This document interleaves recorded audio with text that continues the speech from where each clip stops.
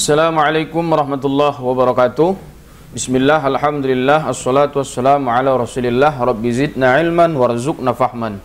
Bertemu kembali dalam pelajaran agama Islam di kelas 4 SD di semester kedua. Tema kita meneladani Wali Songo.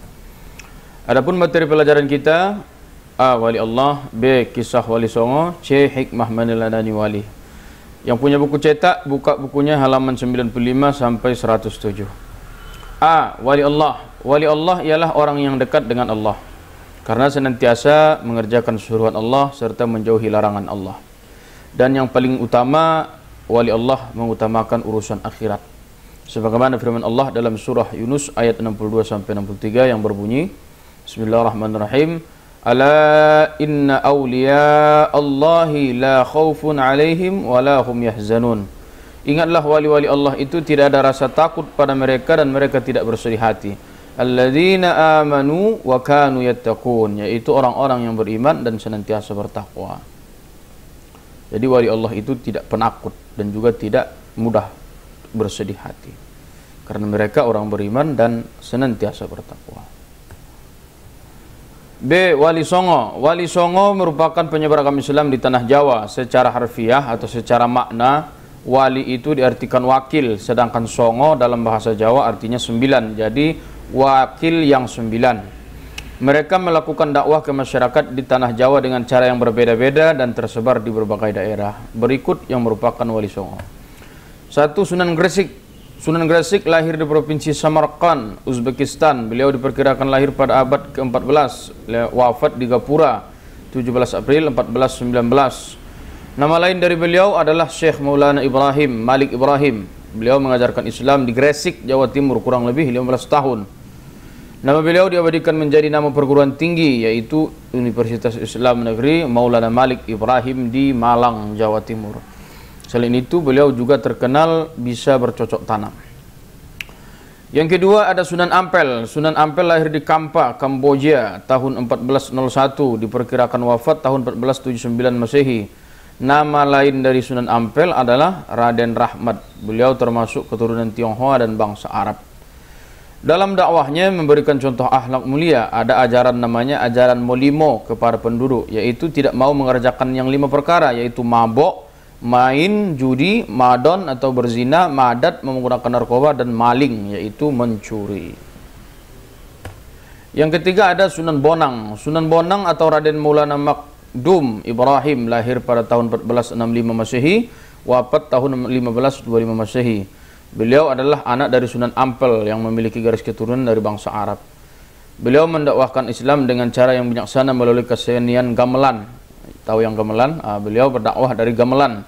Nama Bonang diambil dari nama desa di Rembang, Jawa Tengah. Nama Sunan Bonang diabadikan sebagai nama perguruan tinggi di Tuban, yaitu Universitas Sunan Bonang. Dia Sunan Bonang. Yang keempat ada Sunan Rajat.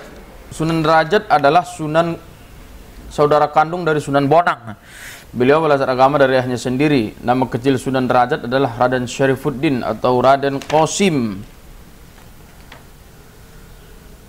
Beliau lahir tahun 1470 Masehi dan wafat tahun 1522 Masehi. Beliau menyebarluaskan ajaran Islam. Beliau menggunakan kegiatan sosial dengan membantu fakir miskin.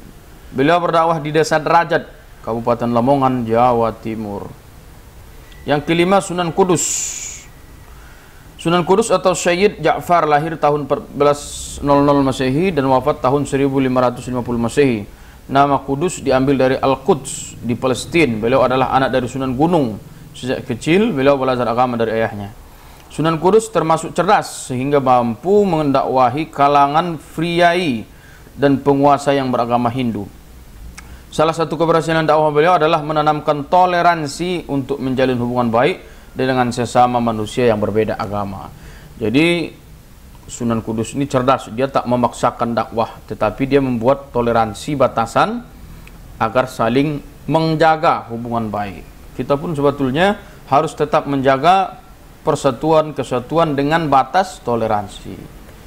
Yang keenam Sunan Giri, lahir tahun 1442 Masehi. Beliau adalah anak dari Maulana Ishaq, yaitu yang mubalik, yang berdakwah pada masa kerajaan Majapahit di daerah khusus di Jawa, khususnya Gresik, Jawa Timur. Dakwah Sunan Giri berkembang sampai keluar Jawa seperti Kalimantan dan Sulawesi. Sunan Giri adalah pendiri kerajaan Giri, Kedaton di Gresik. Selain itu, Sunan Giri juga pendiri pesantren di Sidomukti. Kerajaan dan pesantren yang didirikannya menjadi pusat dakwah beliau. Ilmu pengetahuan yang dimilikinya berasal dari ayahnya dan dari Sunan Ampel. Yang ketujuh, nama Sunan Kalijaga diambil dari tempat di Cirebon, Jawa Barat. Hal itu disebabkan beliau termasuk salah seorang pendiri Masjid Agung Cirebon. Lahir tahun 1450 Masehi. Nama lainnya adalah Raden Abdurrahman. Beliau adalah seorang wali yang pandai memasukkan ajaran Islam ke dalam budaya Jawa, sehingga beliau mudah diterima dalam berdakwah.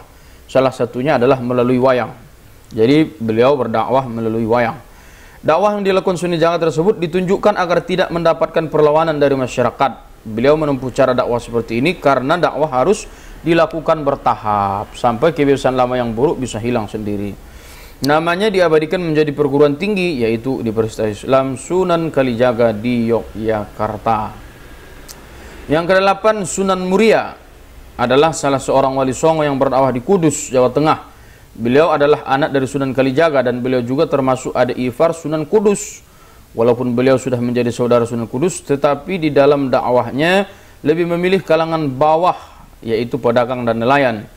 Beliau dipusatkan di sebuah masjid yang beliau bangun di Gunung Muria. Jadi Gunung Muria, Muria itu nama tempat. 9. Sunan Gunung Jati. Sunan Gunung Jati adalah seorang wali yang lahir pada tahun 1448 Masehi dan wafat tahun 1569 Masehi. Beliau menjabat raja di kerajaan Cirebon tahun 1479. Beliau mendirikan Masjid Agung Cirebon bersama Sunan Kalijaga. Nama lain dari Sunan Gunung Jati adalah Syarif Hidayatullah. Nama beliau diabadikan menjadi dua buah nama perguruan tinggi, yaitu Universitas Islam Negeri Sunan Gunung Jati di Bandung dan satunya lagi Universitas Islam Negeri Syarif Hidayatullah di Jakarta atau UIN Syarif Hidayatullah. Itu saja sebagai gambaran semua profil singkat daripada kisahnya Wali Songo. Yang C, hikmah meneladani wali Allah. 1, memahami kisah perjuangannya. Tadi kita sudah sebutkan bagaimana perjuangan wali-wali, ada yang berdakwah melalui gamelan, ada yang berdakwah melalui wayang, ada yang berdakwah melalui bersedekah dan lain-lain sebagainya. Yang kedua, mengamalkan ajarannya. Bagaimana ajaran yang dibawanya? Ajaran yang dibawanya adalah mencegah diri daripada perbuatan yang buruk. Salah satunya tadi ada ajaran limo, dilarang mencuri, dilarang berzina, dilarang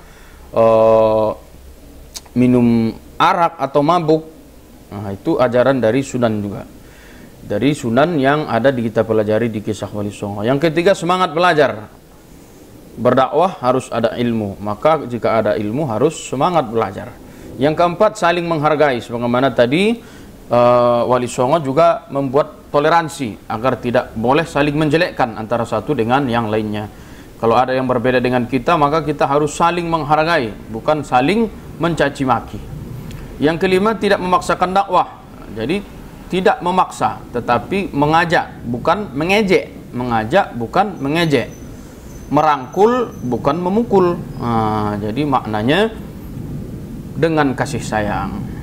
Itu saja materi kita hari ini, mudah-mudahan bermanfaat. Assalamualaikum warahmatullahi wabarakatuh.